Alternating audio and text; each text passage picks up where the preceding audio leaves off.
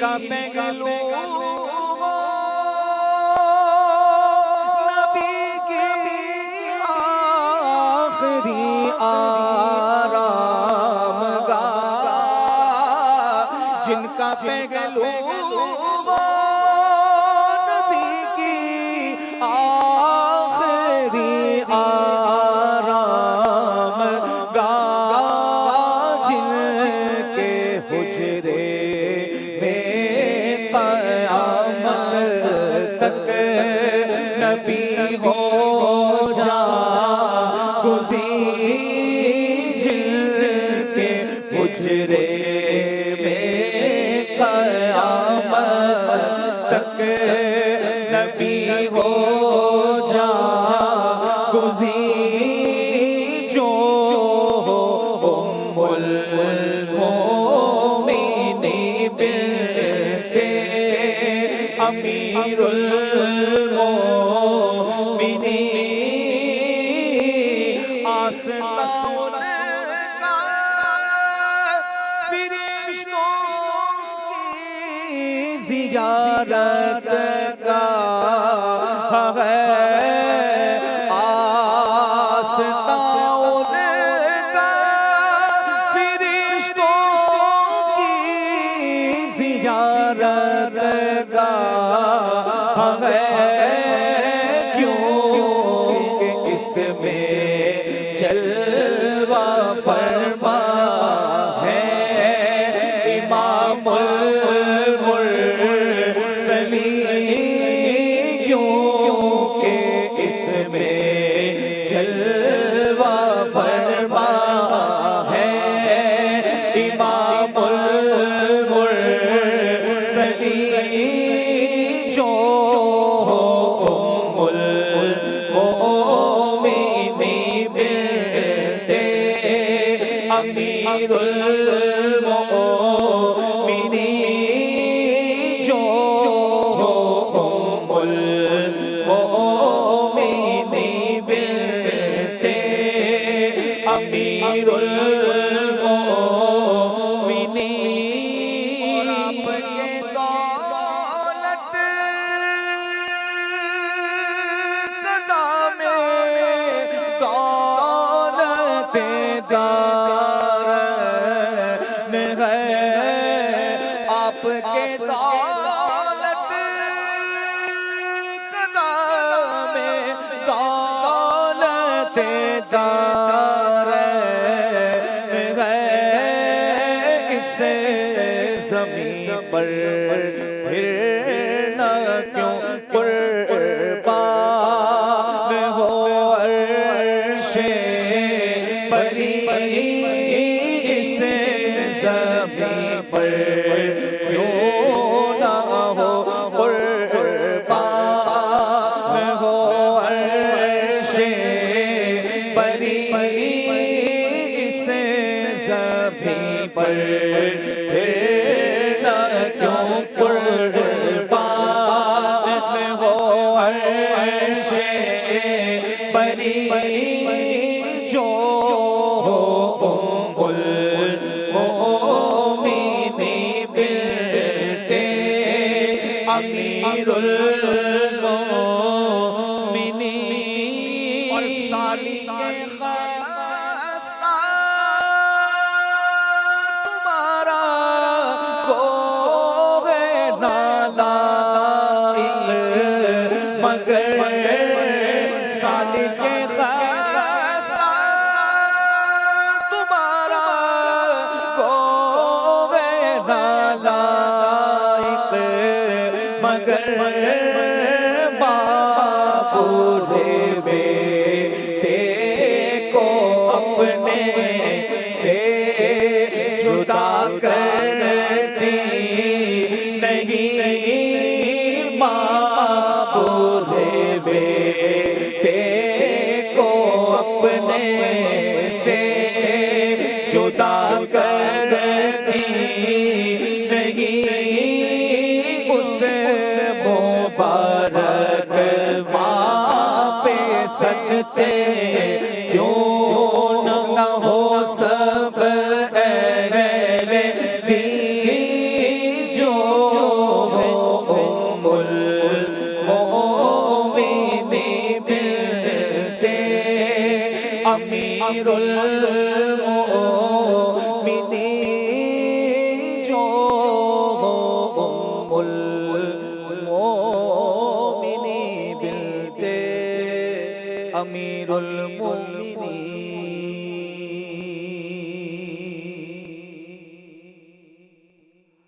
الحمد لله رب العالمين والصلاة والسلام على خاتم النبيين أما بعد فأعوذ بالله من الشيطان الرجيم بسم الله الرحمن الرحيم الصلاة والسلام عليك يا رسول الله وعلى آلك وأصحابك يا حبيب الله الصلاة والسلام عليك يا نبي الله وعلى آلك وأصحابك يا نور الله. فرمان آخری نبی صلی اللہ علیہ وآلہ وسلم زینوا مجالسکم بالصلاۃ علیہ، یعنی تم اپنی مجلسوں کو مجھ پر درود پاک پڑھ کر آراستہ کرو. بِأَنَّ الصَّلَاةَ نُورٌ لَكُمْ یوم القیامہ، کہ تمہارا مجھ پر درود پاک پڑھنا بروز قیامت تمہارے لیے نور ہوگا. صلو علی الحبیب صلی اللہ علی محمد صلی اللہ علیہ وآلہ وسلم. سوال. جو لوگ یہ دعا پڑھتے ہیں اللہم انی لاک سنتو، کئی لوگ روزہ کھولنے سے پہلے پڑھتے ہیں، یہ پہلے پڑھنی چاہیے یا روزہ کھول کر پڑھنی چاہیے؟ کافی لوگ اذان کے ساتھ روزہ کھول لیتے ہیں، اذان کا تعلق روزے کے ساتھ ہے یا نماز کے ساتھ ہے؟ رہنمائی فرما دیجیے. دیکھیں اگر ہم دعا کے ترجمے پر غور کریں گے نا، اللہم انی لک صمت وعلیک توکلت وعلی رزقک افطرت، تو اب جگہ افطرت کہ میں نے افطار کر لیا، افطار کیا. اگر ترجمے پہ بھی ہم غور کریں تو اس میں یہی ہے کہ اے اللہ میں نے تیرے لیے روزہ رکھا اور تو نے جو مجھے رزق دیا میں نے اس سے افطار کیا. تو یہ دعا پڑھنی چاہیے افطاری کے بعد. میرا نام محمد سالم رضا تاری ہے. میرا آپ سے سوال یہ عرض ہے کہ بچوں کو سبق جلدی یاد ہونے کا وظیفہ ارشاد فرما دیجیے، اور میرے والدین کے لیے حاضری مکہ مدینہ کے لیے دعا فرما دیجیے. اللہ کریم آپ کو اور آپ کے والدین کو حاضری مکہ و مدینہ نصیب فرمائے، عمرہ نصیب فرمائے، حج نصیب فرمائے، آپ کے صدقے مجھے بھی. دیکھیں ویسے بچوں کا حافظہ یوں مضبوط ہوتا ہے، بچوں کو خالی چاہیے تھوڑی سی اگر توجہ دیں گے نا تو ان کو یاد ہو جاتا ہے، کہ جتنی عمر چھوٹی ہے تو اتنا حافظہ بھی جو ہے وہ مضبوط ہوتا ہے. تو بچے یہ ٹینشن نہ لے کہ ہمارا حافظہ جو ہے نا وہ کمزور ہے، ورنہ جو ہے نا اسی پریشانی میں رہ جائیں گے. اور بچوں کا کام ہے توجہ دینا اور توجہ سے سبق یاد کرنا. صلو علی الحبیب صلی اللہ علیہ محمد صلی پیچھے ایک اللہ سوال علیہ یہ بھی تھا وآلہ کہ وسلم. وہ اذان کا تعلق نماز سے ہے یا روزے سے ہے؟ یعنی اذان پہ روزہ سحر و افطار کرنا ہے، اس سے پیچھے والے وہ سوال تھا. نہیں وہ تو ہے کہ چونکہ وہ اذان کا تعلق نماز سے ہے، روزے سے نہیں ہے. جیسے ہم سفر میں ہیں اور گاڑی ہماری چل رہی ہے، اب کیا کریں گے؟ کوئی ایسی جگہ جائیں گے کہ جہاں اذان ہو تاکہ ہم افطار کریں، پتہ چل وہاں پہنچے مسجد اذان ہو چکی تھی، اب کیا کریں گے؟ تو خیر اذان کا تعلق جو ہے وہ روزے سے ہے، اذان کا تعلق نماز سے ہے، نہ کہ سحری و افطار سے. روزے کا تعلق وقت سے ہے، جیسے ہی غروب آفتاب ہو گیا تو افطار کرنی ہوگی، اور جیسے ہی طلوع صبح صادق ہونے والی ہے تو اس سے پہلے جو ہے وہ کھانا پینا روک دینا ہے. بعض جگہ نا وہ یہ کہتے ہیں کہ جب تک کالی چونٹی نظر نہ آ جائے نا تب تک آپ سحری کرتے رہیں. یہ میرے ساتھ ایک ہو بھی چکا ہے نا. میں کسی جگہ تھا اور سحری میں ہم لوگ لیٹ ہو گئے، تو اب شاید 4 یا 5 منٹ تھے، تو وہاں کسی نے یہ جملہ کہا کہ او فلانا آندہ ہے کہ جسوں تک کیڑی نہ لبے کھاندے رہو نا. اب جہاں پر چونٹیاں ہوں ہی نہیں وہ تو پتہ نہیں کب تک پھر کھاتے رہیں گے. ابھی آ کے پنڈ میں ہی ہوگا، یہ بعض پنڈو ہوں گے ان کا یہ ذہن ہوگا. ہاں یہ تو ایک ہمارے ایک تھے رکن شورا مرحوم، وہ بعضوں کا نا وہ اس طرح یوں یعنی نفل روزوں میں کرتے تھے کہ جیسے وہ سحری کے وقت ہم کھا رہے ہوتے ہیں نا، جیسے جس نے روزہ نہیں رکھنا وہ ناشتہ کر رہا ہے تو ان کو کہتے ہیں ہاں بھائی آخری اذان نہیں ہوئی، کھاتے رہو کھاتے رہو. آخری اذان کا بھی ہے. اور ابھی تو ذرا پرانی بات ہے، 2000 کی بات ہے، اس وقت یہ بھی سنا تھا کہ کسی نے اس طرح بھی کیا تھا کہ جیسے روشنی ہو گئی تو وہ فوری پردے لگا دو تاکہ روشنی نہ آئے، تاکہ ہم سحری کر سکیں. یہ تو وہی علم سے جو ہے وہ علم کی کمی کا نتیجہ ہے، کہ معلومات کی کمی کا نتیجہ ہے. یعنی یہ تو میرا خیال ہے کہ یہاں جو بیٹھے ہوئے ہیں ان کو بھی اس کا تجربہ ہوگا کہ یہ جو ہے نا کہ ابھی فلان جگہ کی اذان رہتی ہے کھا لو، اس طریقے سے لاکھوں بولیں یا کروڑوں بولیں سمجھ نہیں آتی ہے. یعنی کراچی میں آ کے دیکھا یا وہاں دیکھا، یعنی اچھے طریقے سے یاد ہے کہ یہ اذان کا تو نابالغی کی عمر کے وہ یاد ہے اچھے طریقے سے کہ ابھی اذان ہو رہی ہے، کھاتے رہو کھا لو، ابھی فلاں کی ہے، یہاں تک کہ اذان بھی ختم ہوئی، کوئی بات نہیں ابھی کھا لو پھر روزہ رکھ لینا نا. وہ مطلب وہ معلومات ہی نہیں ہوتی تھی اس طرح کی. مگر یہاں ہم نے تو اب چونکہ ہماری رہائش تھی موسیٰ لائن میں نابالغ تھا، تو اس وقت جو ہے وہ اب وہاں چونکہ وہ نقارے بجتے تھے نا، وہ ڈھول بجتے تھے. اب یہ ڈھول وغیرہ جو بھی بجتے تھے نا، وہ جیسے سحری کا وقت ختم ہوتا نا، ختم ہونے سے تقریباً 2-3 منٹ پہلے بجنا شروع ہو جاتے تھے اور اعلان ہوتا تھا سحری کا وقت ختم ہو گیا، سحری کا وقت ختم. پھر اس کے 5 منٹ بعد اذان ہوتی تھی. ہمارے تو یہ تھا کراچی میں جہاں ہم رہتے تھے، وہ بھی ظاہر ہے کہ عوامی محلہ تھا، ہمارے کو ایسا تو نہیں تھا کہ ہماری اپنی آبادیوں سے. لیکن اب ایسا نہیں ہے. اور ابھی جیسے اگر ہم پیچھے رہائشی کالونی کو دیکھ لیں تو یہاں پر ہی یہ ہے کہ آج کل میں جو اذانیں ہو رہی ہیں، بعض اذانیں سحری کا وقت شروع ابھی چل رہا ہوتا ہے، فجر کا وقت شروع نہیں ہوتا، اسی میں ہو جاتی ہیں. ہاں یہ ابھی یہ 2-3 اور دن پہلے ابھی کی بات ہے. میں نے یہیں کہیں جو نا میں نے قریب میں ہمارے میں نے سنی ہے، تو میں نے دیکھا، میں نے کہا وقت تو بھی ہوا نہیں ہے اور یہ اذان شروع ہو گئی. اچھا، یہ اب چونکہ ماحول ایسا بن گیا ہے کہ فجر کی نماز بہت جلدی پڑھی جاتی ہیں، تو بہت زیادہ یہ ہو چکا ہے. جیسے آپ فرماتے تھے کہ 5 منٹ بعد اذان ہوتی ہیں، جی اب تو بعض مساجد ایسی ہیں کہ اگر روزہ بند ہونے کا وقت 37 یا 38 پہ ہے تو 45 پہ جماعت کھڑی ہو رہی ہے. تو اندازہ لگائیں کہ اذان کتنی جلدی ہوتی ہے. تو آج کل تو بہت زیادہ حالات ناگفتہ بے ہو چکے ہیں. اور وہی کہ جو زمانہ جو ہے وہ قیامت سے قریب ہوتا جا رہا ہے، اللہ کریم کے آخری نبی صلی اللہ تعالی علیہ وآلہ وسلم کے ظاہری زمانے سے دور ہوتا جا رہا ہے، تو یوں جو نا وہ فتنے بھی بڑھ رہے ہیں اور جہل بھی آ رہا ہے، معلومات کی کمی بھی. اچھا ہمیں چونکہ وہ دینی معلومات حاصل کرنی نہیں ہے، ایک تو یہ بھی ہمارے لیے بڑا جو نا المیہ ہے، بڑا مسئلہ ہے کہ دینی معلومات نہیں حاصل کرنی، اور دیگر چیزوں کی وہ ساری معلومات لینی ہے. بھائی کون سی گاڑی آنے والی تو کیا ہے، تو سائیکل بندہ چلا رہا ہے تو پیٹرول کے ریٹ معلوم کرنے. بھائی تمہارا اس سے کیا واسطہ، سائیکل میں کون سا پیٹرول ڈلتا ہے. ہاں میں ایسی سائیکل میں بیٹھا ہوں، اس میں پیٹرول ڈلتا تھا. ایک تھے ہمارے اسنائم بھائی، وہ پرانی بات ہے، انہیں سمجھو کہ 90 سے پہلے کی بات ہے، انہوں نے اپنی سائیکل میں انجن لگایا تھا، وہ پیٹرول سے چلتا تھا. تو ہمارے ملک میں اتنی ٹیکنالوجی تھی اس وقت کی 1990 سے پہلے، سائیکل پہ انجن لگا ہوتا، تو جب چاہیں وہ اس کو انجن پہ چلائیں اور جب چاہیں وہ نارمل سائیکل پہ چلائیں. اب وہ اس میں پیٹرول ڈلتا تھا. تو خیر جس چیز سے ہمیں جو نا وہ واسطہ پڑتا ہے نا، ہم اس چیز کی معلومات لیں، اور جس چیز سے ہمارا واسطہ نہیں ہے، ہماری ضرورت نہیں ہے، ہم اس کے سوالات بھی چھوڑ دیں، فضولیات میں نہ پڑیں. میں واقعی کہہ رہا ہوں، اب جس کے بعد نہ جنریٹر ہے، نہ کیا کہتے ہیں، نہ موٹر سائیکل، نہ پورے گھر میں ہے ہی نہیں ایسی چیز، تو خواہ بھی پیٹرول کے ریٹ معلوم کرنا یہ فضول میں آئے گا. ہاں اگر کسی کو بتانا ہے یا ان کے پاس ارادہ ہے موٹر سائیکل خریدنا، ابھی بات ہوئی ہے گھر میں چلو موٹر سائیکل خرید لیں، اب اگر یہ پیٹرول کے ریٹ معلوم کرتا ہے وہ ایک الگ چیز ہے. تو لہٰذا اس کے لیے کہ نماز کی ایک اپلیکیشن ہے دعوت اسلامی کی، کیا نام ہے اس کا، پریئر ٹائمز، اوقات الصلاح. تو یہ اپلیکیشن جو ہے نا اپنے موبائل میں ڈاؤن لوڈ کر لیجئے، یہ آئی او ایس پہ بھی ہے اور اینڈرائڈ پہ بھی ہے. تو یہ ڈاؤن لوڈ کر لیجئے اور اس پہ جو ہے نا کرنٹ لوکیشن کا آپ کو جو ہے وہ سحری افطار کا وقت مل جائے گا. اب اس میں سحری نہیں لکھا ہوگا، یہ میں آپ کو بتا دوں، فجر کا جو نا شروع کا وقت لکھا ہوگا، فجر اتنے بجے شروع ہوتی ہے. تو یہ ذہن بنا لے کہ فجر کا وقت شروع ہونے سے پہلے پہلے کھانا پینا بند کرنا ہے، بس یہ ذہن بنا لے. اور جیسے افطار کا وقت ہو جائے تو اس وقت افطار کر لیجئے. تو اب افطار کا بھی وقت نہیں لکھا ہوگا, جیسے ہی مغرب کا وقت شروع ہو جائے تو یہ افطار کا وقت ہو چکا, اب افطار کر لی جائے.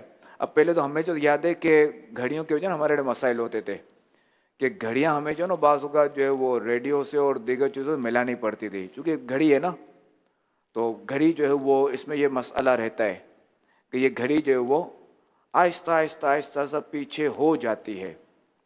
اچھا, پھر جب موبائل آیا شروع میں تو اب میں نوٹ کرتا تھا کہ موبائل کی جو گھڑی ہے نا,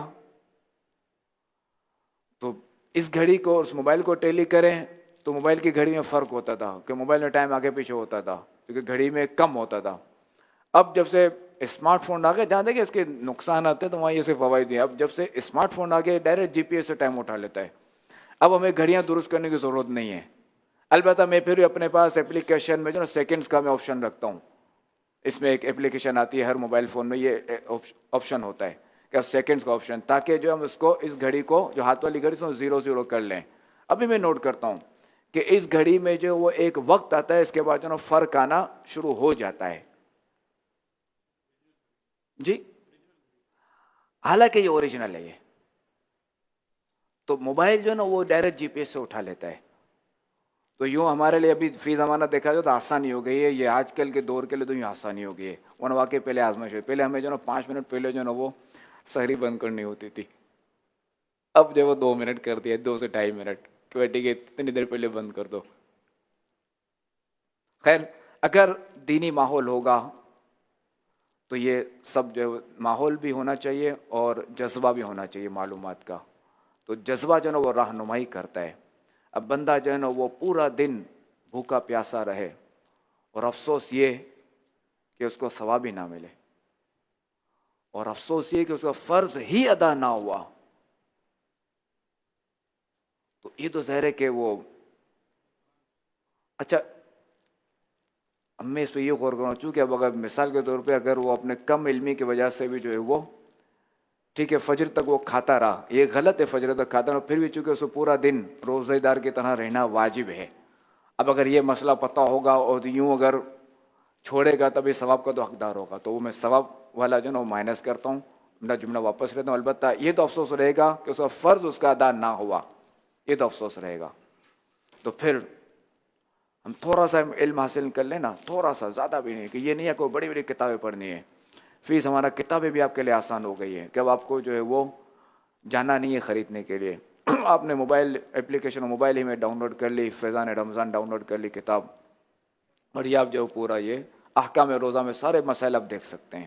سر نماز کے اوقات بھی آپ دیکھ سکتے ہیں. پہلے نماز کے اوقات کے بھی مسائل تھے کہ سفر پہ جاتے تھے تو نماز کے اوقات کا کیا کریں, تو اس میں بھی آزمائش ہوتی تھی. اب تو کیا ہے کہ ایسی اپلیکیشن ٹیکنالوجی ہو گئی نا کہ عرض بلد و طول بلد جو ہے نا وہ موبائل خود اٹھا لیتا ہے اور خود ہی وہاں کا وقت جو ہے نا کیلکولیٹ کر کے بتاتا ہے بھائی یہ سارا یہاں کا یہ وقت ہے. صلو علی الحبیب صلی اللہ علی محمد صلی اللہ علیہ وسلم. سیدی, ابھی آپ نے اسے ارشاد فرمایا کہ کئی ایسی مساجد ہوتی ہیں جو فجر کا ٹائم شروع نہیں ہوا ہوتا, اذان فجر کی شروع ہو جاتی ہیں, تو اگر کہیں پر اس طرح سے ہو گیا اور تو اس صورت میں اذان کا کیا حکم ہوگا؟ اب اصل میں یہ کہ چونکہ وہ اذان دینا جو ہے نا یہ سنت ہے, تو اب یہ کہ اذان دوبارہ دی جائے گی وقت کے اندر. اب یہ کہ جماعت ہو گئی تو اب نہیں دی جائے گی, یعنی جو جماعت ہو چکی, اب یہ کہ اگلے دن اس کی جو ہے نا وہ قضا نہیں ہے اذان کی. تو اس کے لیے احتیاط کرنی چاہیے اور تھوڑا ٹھہر کے اذان دینی چاہیے. منتظمین کو بھی چاہیے, جو مساجد کے جو کیا کہتے ہیں منتظمین ہوتے ہیں, انتظامی ہوتے ہیں. یہ دیکھیے ہمارے اثر ہے کہ ایک اسلامی ملک ہے نا یہ, تو جہاں جہاں اسلامی ملک ہے تو وہاں یہ نظام ہوتا ہے کہ حالانکہ ہمارے نزدیک عند الاحناف فجر کی نماز آخر وقت میں پڑھنا افضل ہے. تب کیا ہے کہ اب چونکہ وہ سستی کا دور ہے, ورنہ آپ دیکھیں تو خاتم النبیین صلی اللہ علیہ وآلہ وسلم کے زمانے میں اب اس کو ثابت کر دیں کہ عشاء کا وقت جیسے شروع ہوا اور آدھے گھنٹے میں جماعت ہو گئی, نہیں, رات کے پچھلے پہر میں نماز ہوتی تھی. حضور کے زمانے میں جو ہے وہ عشاء کی جماعت جو ہے وہ دیر سے ہوتی تھی اور پھر سویا جاتا تھا اور پھر تہجد پڑھی جاتی تھی. یعنی وہ سمجھے کہ اگر 9 گھنٹوں کی رات ہے تو تقریباً جو وہ 4 یہ 5 گھنٹوں کے بعد جو وہ جماعت ہوتی تھی عشاء کی. یہ حساب بنتا ہے نا 3 گھنٹوں کے بعد. ہاں 3 گھنٹوں کے بعد تقریباً. ہاں لیٹ پڑی جاتی تھی نماز. تو حضور کے زمانے میں جو ہے وہ حضور علیہ السلام کے زمانے میں ظاہری زمانے میں جو ہے وہ عشاء کی جماعت سمجھے کہ عشاء کی نماز کا سمجھے 8 بجے وقت ہوا تو 8:30 بجے جماعت نہیں ہوتی تھی. مگر خیر اب چونکہ وہ ایک رواج ہو گیا ہے, شریعت نے اسے منع بھی نہیں فرمایا, جب منع نہیں فرمایا, قرآن و حدیث نے اسے منع نہیں فرمایا, تو آج کل ہمارے یہاں جماعت سمجھے 8 بجے وقت ہے تو 8:30 بجے جماعت ہو جاتی ہے, تو جائز ہی ہے. تو فجر کی نماز کا جو ہے وہ عند الاحناف یہی ہے کہ آخری وقت میں افضل ہے. مگر کیونکہ اب رمضان ہے تو لوگ جب وہ سحری کے لیے جاگتے ہیں تب کیا ہے کہ جیسے ہی وقت شروع ہوا فجر کا اور سنتوں کا سمجھے ٹائم دیا تھا, اذان ہوئی, سنتوں کا موقع ملتا ہے, جو سمجھے 5 سے 10 منٹ کا وقفہ ہوتا ہے اور اس میں پھر جو ہے وہ فجر کی جماعت کھڑی کر دی جاتی ہے. اب یہاں چونکہ بعض کو تھوڑا سا وقت دیا ہے تو یہاں چونکہ یہاں کا الگ حساب ہے کہ یہاں اتنے سارے اسلامی بھائی ہیں, سب کا وضو کرنا اور یہ معاملہ تو دیکھے جائیں گے نا, ورنہ پتہ چلے یہاں اول وقت میں فجر کی جماعت کر دی, آدھی مسجد خالی کا سب وضو خانے پر ہیں, تو سب کی جماعت بھی تو بچانی ہے نا. صلو علی الحبیب صلی اللہ علی محمد صلی اللہ علیہ وآلہ وسلم. جواب دیجئے. لبیک.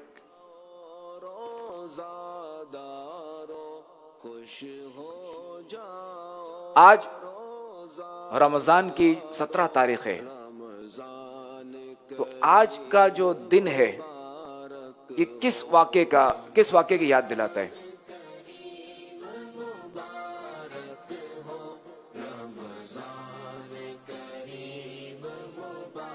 ہاں کس واقعے کی یاد دلاتا ہے اور اس کا ذکر؟ غزوہ بدر. ماشاء اللہ. اچھا, غزوہ بدر کو قرآن پاک میں کیا فرمایا گیا ہے؟ آسان ہے.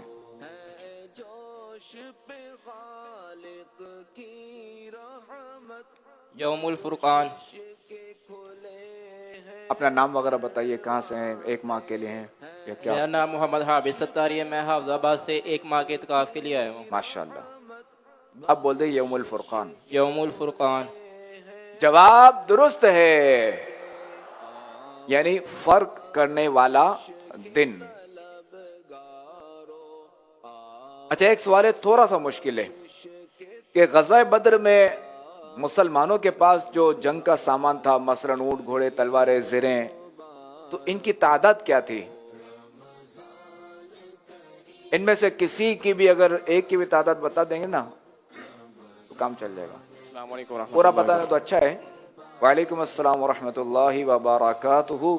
عثمان اتاری ملتان شریف سے. 2 گھوڑے, 6 زرہیں, 10 تلواریں اور 313 صحابہ کرام المردوان. 2 تو اس میں صحیح, 3 تو صحیح بتایا ہے. 2 گھوڑے, ہاں صحیح ہے. 6 زرہیں, اوکے. 3 تلواریں. پہلے آپ نے 10 بتائے تھے, آپ نے 10 تلواریں. پہلے آپ نے 10 بتائے تھے, آپ نے جو ہے وہ 7 کم کر دیں. 8 تلواریں. 8 تلواریں اور 70 اونٹ. 70 اونٹ تھے.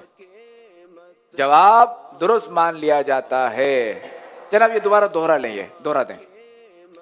2 گھوڑے, 8 تلواریں, 6 زرہیں, 70 اونٹ تھے. جواب درست ہے. اچھا, بدر شریف کے مقام پر ایک مسجد بنی ہوئی ہے, اس کا نام کیا ہے؟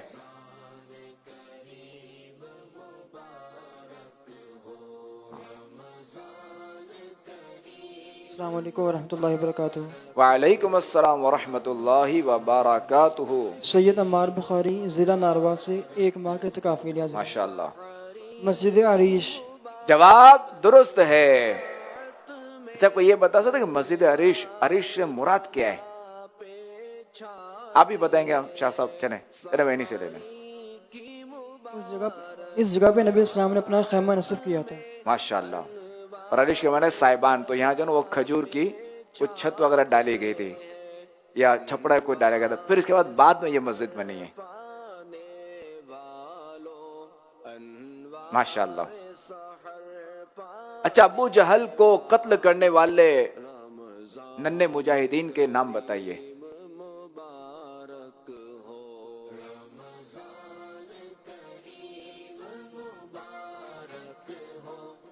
السلام علیکم ورحمۃ اللہ وبرکاتہ. وعلیکم السلام ورحمۃ اللہ وبرکاتہ.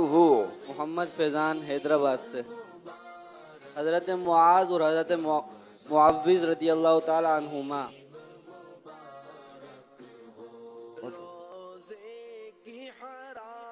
معاذ و معوذ. معوذ دیکھ لیجیے تلفظ.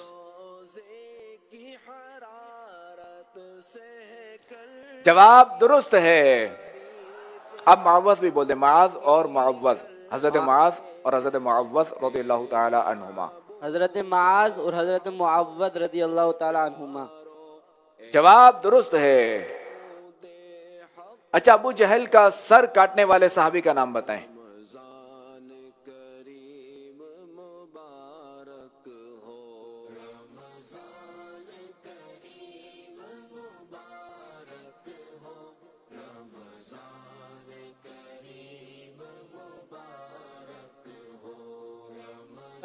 السلام علیکم ورحمۃ اللہ وبرکاتہ. وعلیکم السلام ورحمۃ اللہ وبرکاتہ. سیدی میرا نام علی حسن اتاری ہے. میں لاہور سے ایک ماہ اعتکاف کے لیے آیا ہوں. آپ کے سوال کا جواب حضرت مصعب بن عمیر رضی اللہ عنہ.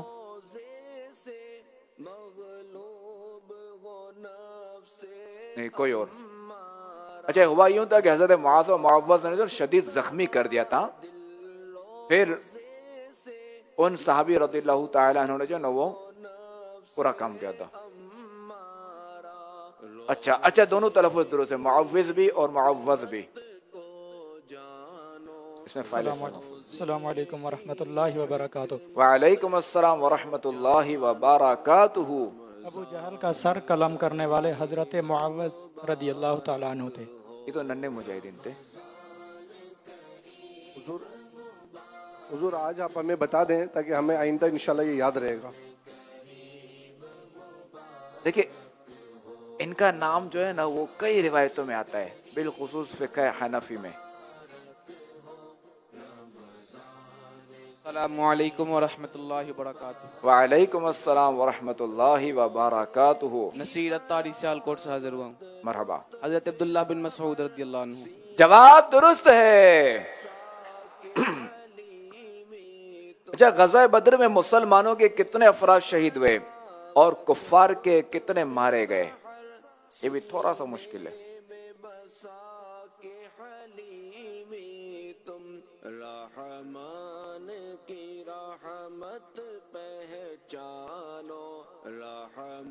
السلام علیکم ورحمۃ اللہ وبرکاتہ. وعلیکم السلام ورحمۃ اللہ وبرکاتہ. محمد زبیر اتاری بہاون نگر سے 12 ماہ کے لیے حاضر ہوں. مرحبا. مسلمانوں کے 14 شہید ہوئے تھے. درست ہے یہ ماشاءاللہ. اتنا جواب درست ہے. چلے کوئی اور بتا دیں بقیہ.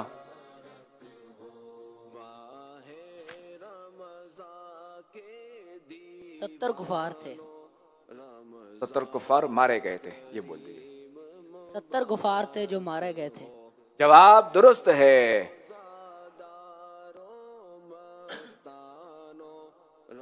سوال بقیہ اور بھی سوالات ہیں وہ انشاءاللہ بعد میں کرتے ہیں کچھ دیر بعد انشاءاللہ جب تک 2-3 سوالات ہو جائیں. میرا نام عبدالرزاق ہے. میرا تعلق ایجوکیشن ڈپارٹ سے ہے. میرا سوال ہے کہ تعلیم کے شعبے میں جس قدر بچوں کو تربیت کی آج ضرورت ہے اس کے نمایاں پہلو کون سے ہیں؟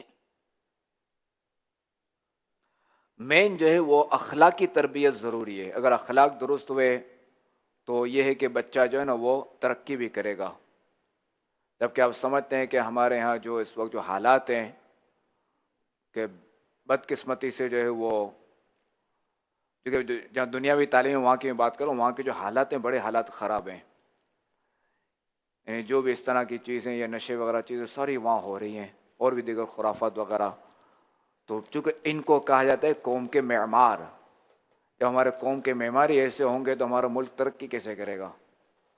جبکہ آپ دینی مدارس آپ دیکھیں تو ان میں آپ کو یہ چیزیں نہیں ملیں گی، ان میں آپ کو ملیں گی. ابھی آپ دیکھیں تو یہ دیکھیں، آپ دیکھیں دعوت اسلامی کے ماحول کی برکت کہ دینی مدارس والے طلباء جب دنیاوی تعلیم حاصل کرتے ہیں علم دین حاصل کرنے کے بعد تو وہ جو نا نمایاں کامیابی بھی حاصل کرتے ہیں اور ترقی بھی کر رہے ہیں. اور اگر دیکھا جائے تو پچھلے ادوار میں یہی تھا کہ جو درس نظامی کرتا تھا وہی سائنسدان ہوتا تھا. آپ دیکھیں جن بزرگوں نے تصوف پہ لکھا ہے ان کی سائنس پہ بھی کتابیں لکھی ہوئی ہیں. تو کئی چیزیں جو مسلمانوں نے شروع کی تھی، اگر دیکھنا ہے تو مسجد قرطبہ دیکھ لیجئے، قرطبہ میں کہ کتنی عالیشان مسجد بنی، 1200 سال پرانی، وہاں جو گھڑی وغیرہ بنی ہوئی سب مسلمانوں نے بنائی ہے. تو خیر اخلاق درست ہونے چاہیے، اخلاق درست ہو گئے تو کئی چیزیں درست ہو جائیں گی. اخلاق میں جو وہ نماز بھی آ جائے گی، یہ ذہن میں رکھیے گا. اخلاق سے مراد ہے عادات.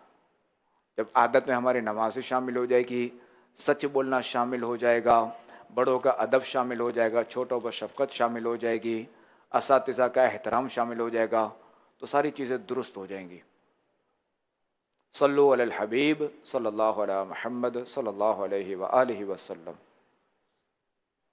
احمد رضا اتاری راولپنڈی سے عرض کر رہا ہوں. میرا سوال ہے کہ شجرے کے جو اوراد ہیں ان پر استقامت پانے کے لیے کیا ہمیں ایک طریقہ اختیار کرنا چاہیے؟ کہ بعض اوقات ذہن بنتا ہے کہ ہم انشاءاللہ عز و جل ضرور پڑھا کریں گے لیکن پھر کسی نہ کسی وجہ سے وہ رہ جاتے ہیں. دیکھیے اس میں جس کام کی اہمیت نہیں ہوتی تو اس کام پر استقامت بھی نہیں ملتی، اور جس کام کی اہمیت ہمارے پیش نظر ہوتی ہے تو اس کام پر جو ہے وہ استقامت بھی مل جاتی ہے. لہٰذا اگر ہم کسی کام پر استقامت چاہتے ہیں تو اس کی اہمیت پر غور کریں، اس کے فوائد پر غور کریں، اس کے فوائد کا مطالعہ کریں کہ اس کے کیا کیا مجھے فائدے ملیں گے.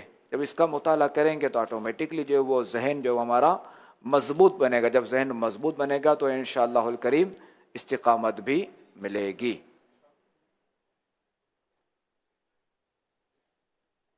دینی ماحول کے اندر حسن اخلاق کس طرح اختیار کیا جائے اور اس سے حسن اخلاق پر استقامت کس طرح حاصل ہو؟ دیکھیں جب بندہ دینی ماحول سے وابستہ ہوتا ہے نا تو آٹومیٹکلی اس کے اخلاقیات جو نا درست ہو جاتے ہیں.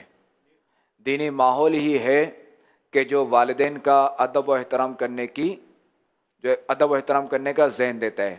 ایک پوسٹ پڑھی تھی تقریباً 2 سال پہلے، ایک چلی تھی، کسی نے چلائی تھی کہ بیٹا جب سائنسدان ہوتا ہے یا ڈاکٹر ہوتا ہے یا سمجھو کہ دنیاوی کے عہدے دار ہوتا ہے تو والدین ڈرتے ہیں کہ کہیں جو ہے وہ ہم کو اس طرح ہمارے منہ سے کوئی اس طرح کا نہ نکل جائے کہ بچے کو برا نہ لگ جائے، ہمارے بیٹے کو برا نہ لگ جائے.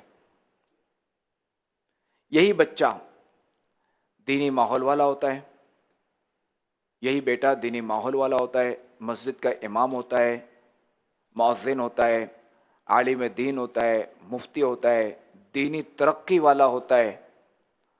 تو یہاں یہ بیٹا ڈرتا ہے کہ کہیں مجھ سے کوئی ایسا لفظ نہ نکل جائے کہ جس سے میرے ماں باپ کا دل نہ دکھ جائے اور میری آخرت خراب نہ ہو جائے. تو یہ فرق ہے دینی اور دنیاوی تعلیم و ماحول کا. تو سب سے پہلے تو یہ کہ بندہ جو ہے وہ اپنے والدین کے ساتھ حسن سلوک کرے. پھر یہ کہ جو ہے وہ کیا کہتے ہیں اپنے دوستوں کے ساتھ، شادی شدہ ہے تو زوجہ کے ساتھ، اولاد ہے تو اولاد کے ساتھ، تو ان سب کے ساتھ حسن سلوک کرنا ہے. تو دینی ماحول میں جب وابستہ ہوگا نا تو انشاءاللہ الکریم یہ ان چیزوں کا یہ مطالعہ بھی کرے گا.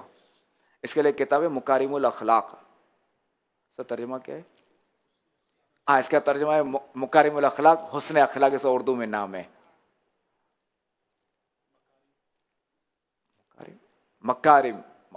مکارم الاخلاق. تو اس کتاب کا مطالعہ کریں انشاءاللہ الکریم. اخلاق اچھے کرنے میں، اخلاق کی درستی میں یہ کتاب جو ہے نا وہ آپ کی مددگار ثابت ہوگی. اب چونکہ مسئلہ تو یہ ہے نا، یہ بھی تو پتہ چلے نا کہ کون سی چیز جو ہے وہ بد اخلاقی میں آتی ہے اور کون سی چیز اچھے اخلاق میں آتی ہے، یہ بھی تو پتہ ہونا چاہیے نا. یہ جب حسن اخلاق کتاب کا مطالعہ کریں گے تو اس میں آپ کو یہی پتہ چلے گا کہ یہ چیز غلط ہے، یہ چیز بد اخلاق میں آتی ہے اور یہ چیز حسن اخلاق میں آتی ہے. صلو علی الحبیب صلی اللہ علیہ محمد صلی اللہ علیہ وآلہ وسلم. بقیہ سوالات کی طرف چلتے ہیں. صدیقہ بنت صدیق کن کا لقب ہے؟ माशाअल्लाह। ये जवाब लें हम किसी बुजुर्ग इस्लामी भाई से। मरहबा।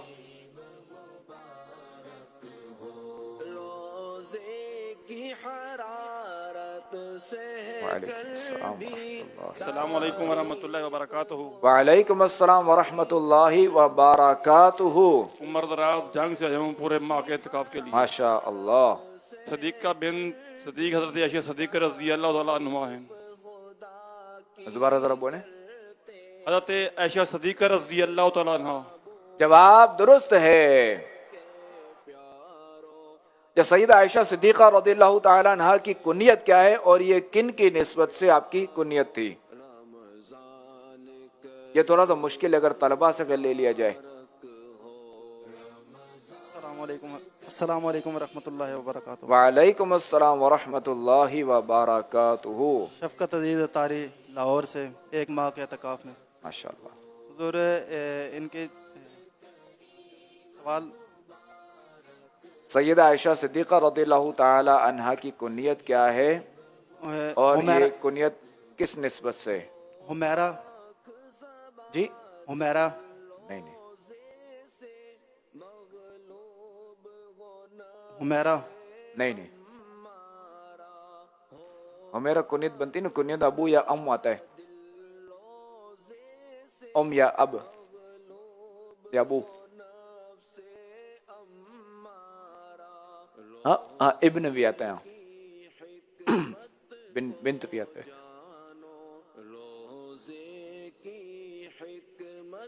अस्सलाम वालेकुम वरहमतुल्लाहि वबरकातुहू। वालेकुम अस्सलाम वरहमतुल्लाहि वबरकातुहू। मेरा नाम इमरान अजीज़ है और मैं 12 माह में आया हूँ कश्मीर से। माशाअल्लाह। आपकी कुनियत उम्मे अब्दुल्ला है और ये आपके भांजे हज़रत अब्दुल्ला बिन ज़ुबैर की तरफ निस्बत करने की वजह से। जवाब दुरुस्त है। माशाअल्लाह। ये देखें 12 माह सफर की बरकत।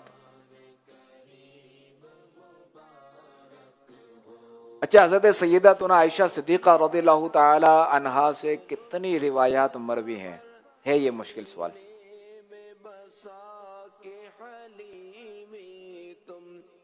माशाअल्लाह।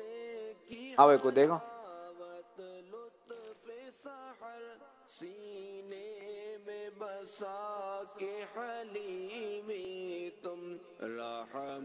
हुजूर अगर ऑप्शन मिल जाए आपकी तरफ से तो चलें। इस्लाम भाई हैं। अस्सलाम वालेकुम। वालेकुम अस्सलाम वरहमतुल्लाहि वबरकातुहू। मोहम्मद मेहरान अत्तारी एक माह के एहतिकाफ के लिए। माशाअल्लाह। कमो पेश 1 लाख।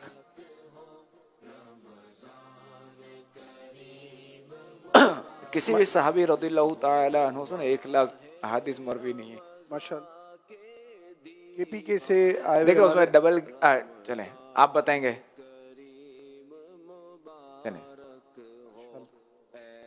अस्सलाम वालेकुम रहमतुल्लाहि व बरकातहू। वालेकुम अस्सलाम वरहमतुल्लाहि वबरकातुहू। अबू बकर अत्तारी जामिअतुल मदीना में 3rd ईयर का तालिब इल्म। माशाअल्लाह। कमो पेश 2100 हदीस हैं उनसे।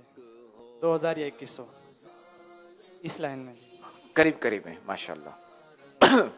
पठान इस्लामी डबल 11वीं अशरा मुबशरा। चलें हमारे दरमियान पठान इस्लामी भाई भी हैं। माशाअल्लाह। माशाअल्लाह। और ये जवाब देना चाह रहे हैं। अस्सलाम वालेकुम वरहमतुल्लाहि वबरकातुहू। वालेकुम अस्सलाम वरहमतुल्लाहि वबरकातुहू। मेरा नाम अली मोहम्मद अपरदीर से है। माशाअल्लाह। हजरत आयशा सिद्दीक़ा रज़ी अल्लाह ताला अन्हा से रवायत 2210।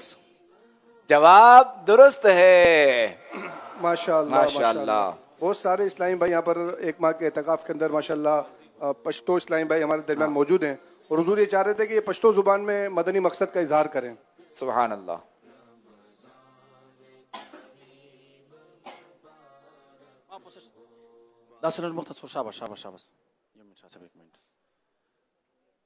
अस्सलाम वालेकुम वरहमतुल्लाहि वबरकातुहू। वालेकुम अस्सलाम वरहमतुल्लाहि वबरकातुहू।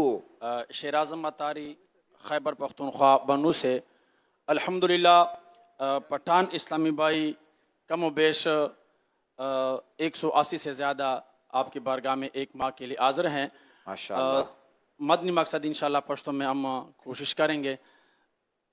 दे दावत इस्लामी मदनी मकसद सदे خپل ځان او د ټولې دنیا خلکو اصلاح کولو کوشش دي ان شاء الله عز وجل. کریم ماشاء اللہ ماشاء اللہ ماشاء اللہ.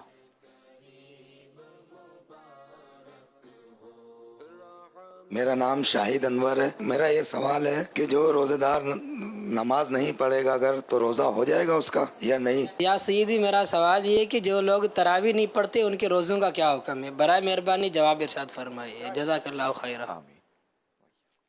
اب دیکھیں اگر کوئی معاذ اللہ کوئی روزے دار نماز نہیں پڑھتا یعنی پانچوں وقت کی نماز اس نے پڑھی ہی نہیں, یہاں تک کہ جمعہ آیا جمعۃ الوداع آیا اس نے وہ بھی نہیں پڑھا, اس نے روزہ رکھا, تو روزہ جو فرض تھا وہ اس کا ادا ہو گیا. البتہ یہ جو نمازیں اس نے چھوڑی یہ سخت گناہ ہے, اور جس طرح رمضان میں نیکیوں کا اجر بڑھا جاتا ہے تو اس طرح گناہوں کا بھی جو ہے نا وہ وبال بڑھ جاتا ہے کہ گناہ کا حکم بھی اور سخت ہو جاتا ہے. تو ظاہر ہے کہ نماز فرض چھوڑ دینا یہ ذرا خطرناک بات ہے, بالکل اس کو چھوڑنا نہیں.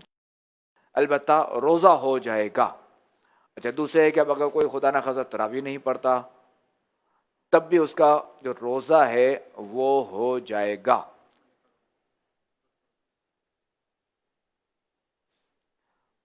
صلو علی الحبیب صلی اللہ علیہ محمد صلی اللہ علیہ وآلہ وسلم.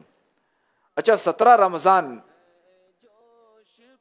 خاتم النبیین صلی اللہ تعالی علیہ وآلہ وسلم کی ایک پیاری پیاری بیٹی کا جو نا وہ یوم عرس بھی ہے, تو ان صاحبزادی کا نام کیا تھا؟ یہ جواب بھی انشاءاللہ ہم پشتو اسلامی بھائیوں سے لیتے ہیں.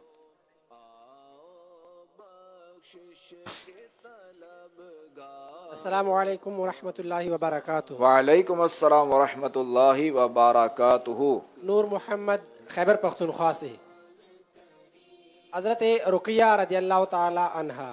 جواب درست ہے ماشاءاللہ. اب یہاں دیکھیں کہ اختیارات مصطفیٰ کی ہم بات کریں گے ابھی, کہ اللہ تبارک و تعالی نے اپنے آخری نبی علیہ الصلوۃ والسلام کو اختیارات دیے تھے, جس کے لیے جو چاہے حلال فرما دے, جس کے لیے جو چاہے حرام فرما دے. ٹھیک ہے.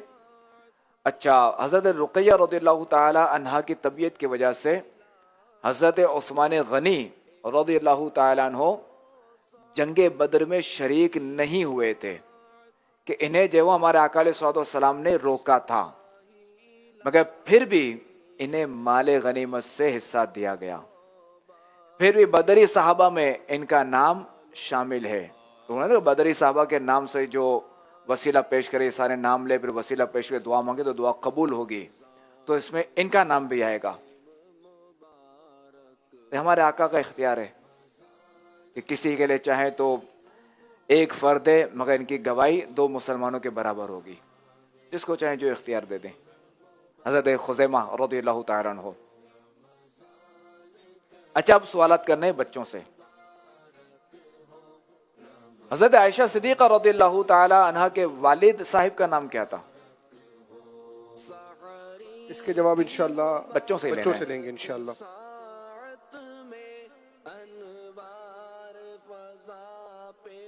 السلام علیکم ورحمۃ اللہ وبرکاتہ. وعلیکم السلام ورحمۃ اللہ وبرکاتہ.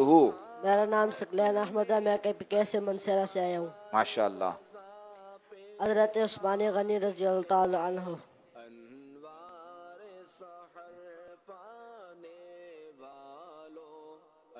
چلیں کسی اور سے لیں. ورحمۃ اللہ وبرکاتہ. نہیں بچوں سے لینا ہے, آپ بچے ہیں. حضرت محمد صلی اللہ علیہ وسلم. حضرت عائشہ رضی اللہ تعالی عنہا کے والد کا نام پوچھا ہے میں نے. حضرت عائشہ صدیقہ رضی اللہ تعالی عنہا کے والد کا نام پوچھا ہے. یہاں پر ہمارے درمیان ایک نابینا مدنی منع ہیں, چھوٹے بچے ہیں, ان سے انشاءاللہ ہم جواب لیتے ہیں. السلام علیکم ورحمۃ اللہ. السلام علیکم ورحمۃ اللہ وبرکاتہ. وعلیکم السلام ورحمۃ اللہ وبرکاتہ. میرا نام محمد طاہر رضا اتاری ہے. میں ایک ماہ کے اعتکاف میں آیا ہوں. ماشاءاللہ. حضرت ابو بکر صدیق رضی اللہ تعالیٰ عنہ مسلمانوں کے پہلے خلیفہ.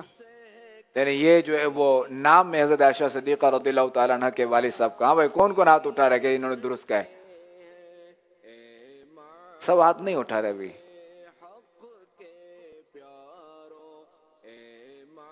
نام کون بتائے گا؟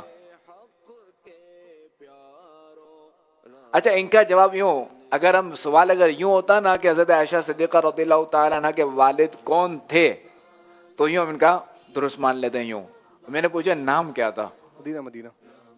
السلام علیکم ورحمۃ اللہ وبرکاتہ. وعلیکم السلام ورحمۃ اللہ وبرکاتہ. میرا نام عاطف ہے. ماشاء اللہ. ابن آصف. صدیق ابو بکر صدیق. ابو بکر ان کی کنیت و صدیق ان کا لقب ہے. نام کیا تھا؟ ابو بکر صدیق. چلے نام میں بتا دوں. عبداللہ. ہاں جواب درست ہے. حضرت ابو بکر صدیق جو کہ مسلمانوں کے پہلے خلیفہ تھے، حضرت ابو بکر صدیق رضی اللہ تعالیٰ عنہ، ان کا جو نام تھا وہ عبداللہ تھا اور کنیت جو ہے وہ ابو بکر تھی، اور صدیق جو ہے وہ کیا کہتے ہیں کہ ان کا لقب ہے. اور یہ لقب کب ملا تھا؟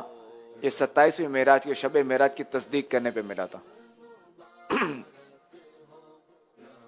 ماشاءاللہ ہمارے نعت خواں اسلامی بھائی بھی آ چکے ہیں، بھی زیارت ہوئی تھی.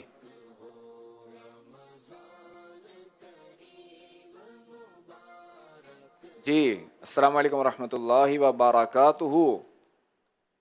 برکاتہ.